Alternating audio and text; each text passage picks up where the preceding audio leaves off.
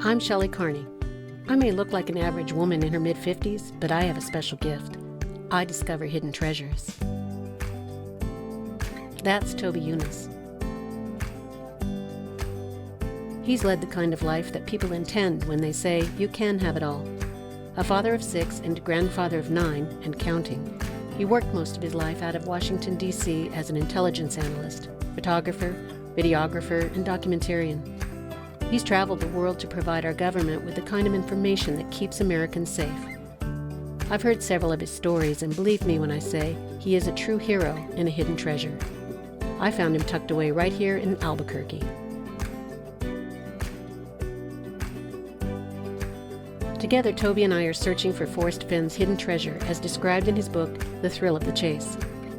Today, we're planning our first boots-on-the-ground recon mission in Pilar, New Mexico. We're headed where warm waters halt, our starting point for our adventure. We believe that place is the Taos Junction Bridge. Warm waters begin and end there, according to the New Mexico Game and Fish Department. Then we take it in the canyon down, not far, but too far to walk, and put in below the home of brown. That's the brown volcanic rock that the Puebloans used as a brown pigment in their art. At that point, we need to be boots on the ground to find and follow the rest of the clues in the poem. It's important we don't waste resources going somewhere that doesn't fit the first 3 clues. There are at least 6 places in New Mexico we would like to explore that seem to fit. Toby not only grew up in Santa Fe and Taos, he has been fishing in most of those spots, so he knows the area.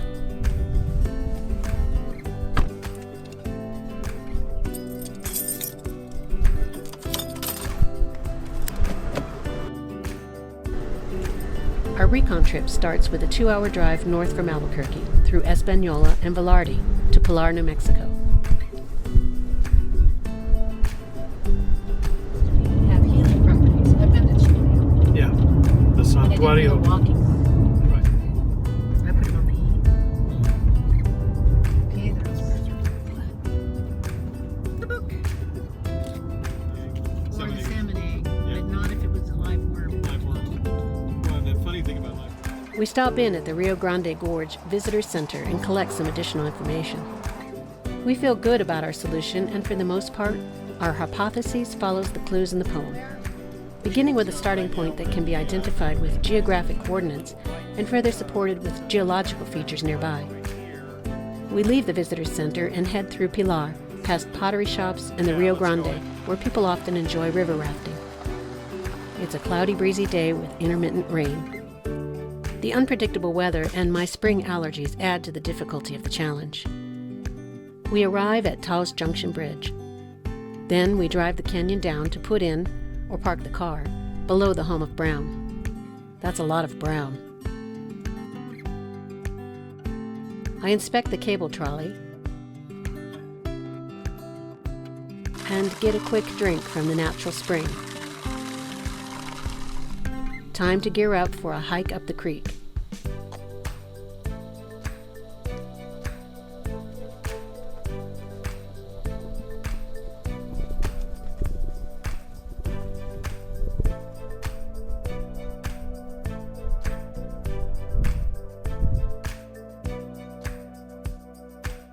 I follow the Arroyo Hondo with deep waters when it's running and no paddling when it's not, several hundred feet.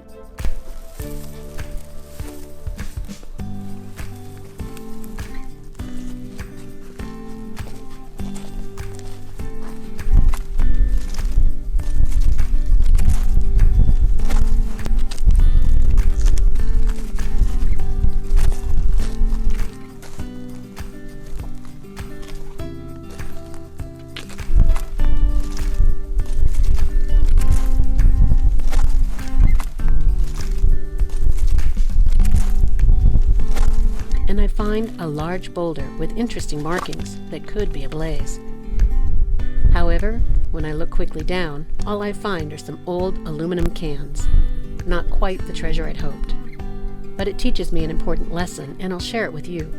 We're not looking for a treasure, we're looking for a blaze. And it's very likely the blaze has a geologic component, either natural or man-made. We don't have cell phone service or radios. cactuses everywhere, and further exploration seems unsafe. It's certainly no place for the meek. Raindrops warn us away from the Arroyo Hondo, which can fill rapidly and dangerously with mountain rains. There is a fine balance between complications like weather, health, time allotted, resources available, and motivating factors that tell us that this place fits the first 3 or 4 clues. We must go see for ourselves what is truly there. But we have to think logically and stay safe too. No matter how good we are with the internet, maps, and research, no one can completely understand the landscape until we've put boots on the ground. There will always be a surprise or complication that will create a change in our plans. Be prepared to modify action plans as necessary, but don't be afraid to implement what you believe will lead to the treasure. In the end, this experiment gave us the push we needed to enjoy exploring the Orilla Verde on the Rio Grande. A beautiful day out in nature, just a short drive from home. It was fun climbing through the rocks in the arroyo, searching for clues, exploring the banks of the Rio Grande, and drinking from a stream of water shooting out from the side of a hill. I can't wait to go on our next recon mission to a new location and see what other surprises New Mexico has in store for us. If you are putting off your own treasure hunt, waiting for the perfect conditions, I encourage you to go as soon as possible. As Forrest has taught us, treasure can be found in the journey. Until next time, this is Shelley Carney for A Gypsy's Kiss. I hope you'll join us on our future travels and keep looking for hidden treasures, no matter where you go.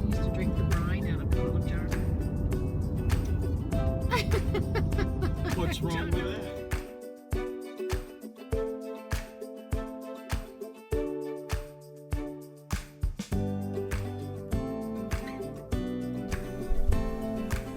Punch it, baby. Okay, lock it up and turn it. 22 takes it took us. Wait, that's locked. That's locked. I want you to unlock it. Unlock it. Yeah, because you're leaving. Oh. And action. Yeah. They're making everything.